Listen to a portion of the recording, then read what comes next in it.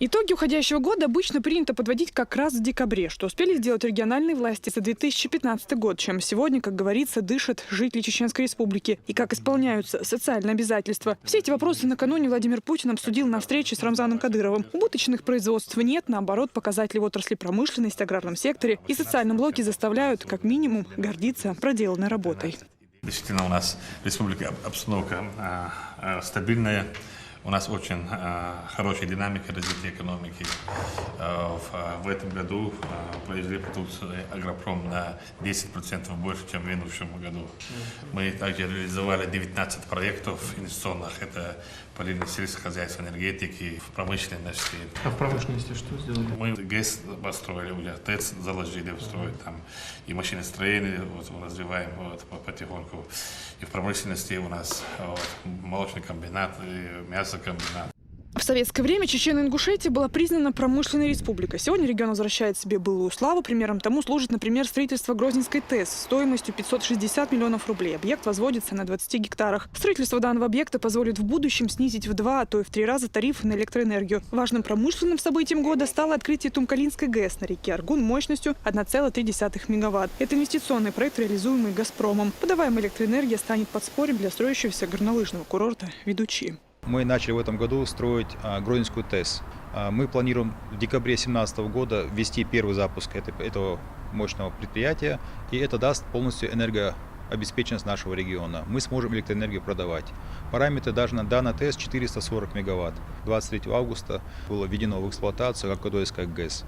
Суммарная мощность этой станции, она небольшая, малая ГЭС на реке Аргун, 1,3 мегаватта. Но несмотря на такую мощность, эта станция может полностью удовлетворить потребности района и Тумкалинского района в электроэнергии. В этом году была договоренность с АвтоВАЗом, и мы на самом деле смогли достичь хорошего прорыва.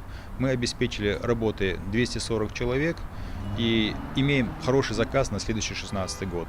В текущем году мы производили автомобиль «Лада Приора», с конца года переходим на «Ладу Гранта», и если мы в течение полугода полностью будем удовлетворять требования АвтоВАЗа, то в следующем году, возможно, будем производить «Весту» на нашем заводе. 7 апреля 2014 года, по словам Кадырова, безработица в регионе снизилась с 18 до 13,9%. В непростых экономических условиях создания новых рабочих мест – лучшая подушка безопасности для общества. А еще возможность пополнять бюджет, не зависеть от европейского производства, формировать резервный фонд, средства которого в следующем году федеральные власти планируют использовать. Новые рабочие места удалось создать в сфере образования за счет открытия 30 новых школ. Также введение новых объектов в системе здравоохранения, ЖКХ, в сфере торговли и сельского хозяйства позволило сократить число безработных. Мы уже планируем строить цементный завод, уже заложили.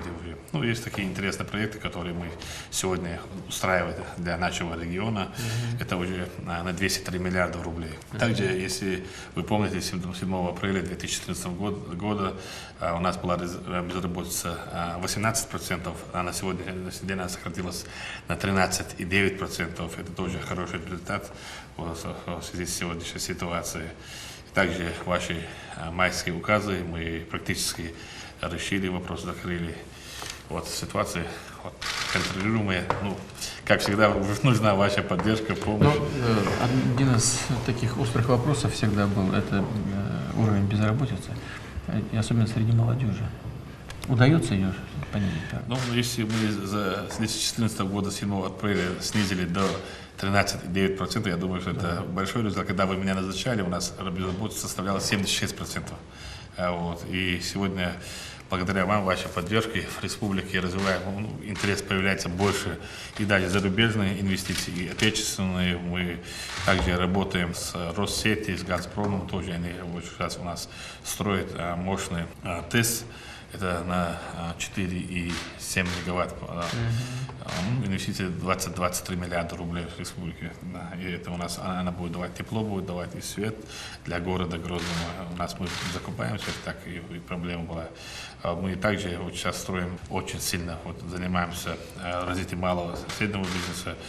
С нами, благодаря вам тоже, вашей поддержке, Абу-Даби сильно над этим работает. Уже они с следующего года уже они сами будут инвестировать, сами их специалисты будут участвовать, работать у нас для того, чтобы поставить на хороший уровень.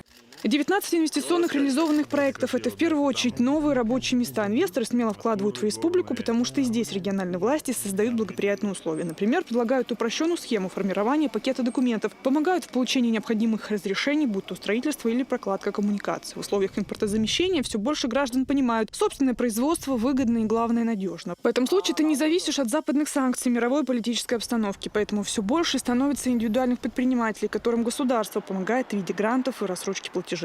Объем инвестиций в экономику Чеченской Республики по итогам 9 месяцев текущего года превысил 21 миллиард рублей, почти 22 миллиарда рублей. Для сравнения с уровнем аналогичного периода прошлого года это чуть больше 7%. Доля малого и среднего бизнеса в региональном продукте нашей республики составляет где-то 27%.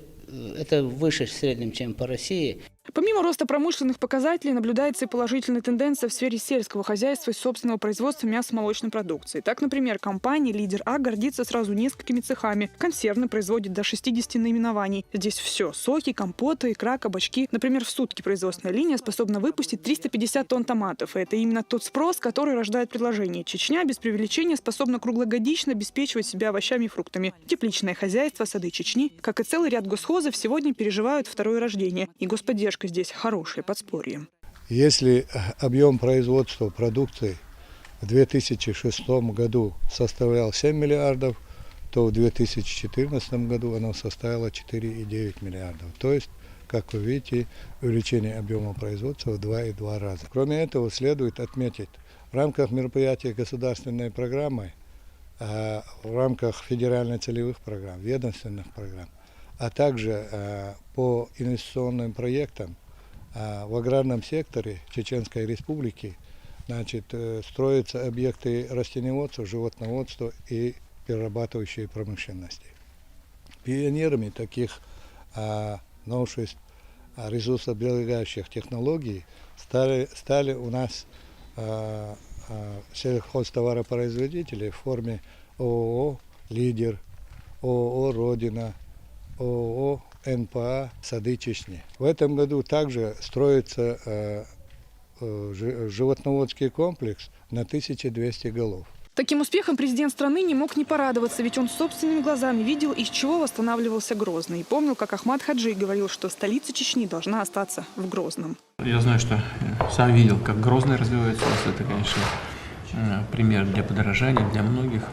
Помню ситуацию, когда он был в таком состоянии, когда решался вопрос, стоит ли там оставлять столицу Чечни. И еще первый президент Ахмат Хаджи, Кадыров, он сказал: нет, все-таки, хоть я сам из Гудермеса, но столица Чечни все-таки должна остаться в Грозном. И вам удалось восстановить город, и он сейчас в замечательном состоянии находится. Прошу вас и дальше уделять этому внимание, потому что это важно и для республики, да, и для всего Северного Кавказа. Такой хороший пример развития. Спасибо большое. Ахмат Хаджи, с Гудермеса начало, когда вы прилетели в Грозный. И после того, как вы сказали, что с вертолета страшный вид города Грозного, у нас все начало меняться в лучшую сторону. Сегодня все говорят, что с вертолета, самолета очень красивый вид. Спасибо вам большое за это. Это вам спасибо. Вы же работали там.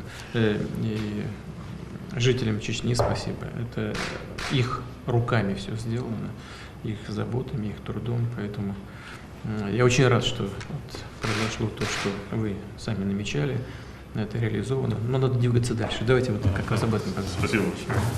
Владимир Путин впервые так высоко оценил труд всего чеченского народа. Слова благодарности и уважительного отношения к тому, что удалось сделать народу во главе с Рамзаном Кадыровым, не могли остаться незамеченными самими жителями. Мы заслужили этого. Буквально за короткое время Кадыров Рамзан Ахматович восстановил наш город Грозный. Рамзан Ахматович отблагодарит Винсон Хацкаят, потому что он заслуживает этого. Он сильнейший организатор, сильнейший управление. Заслуга его в первую очередь.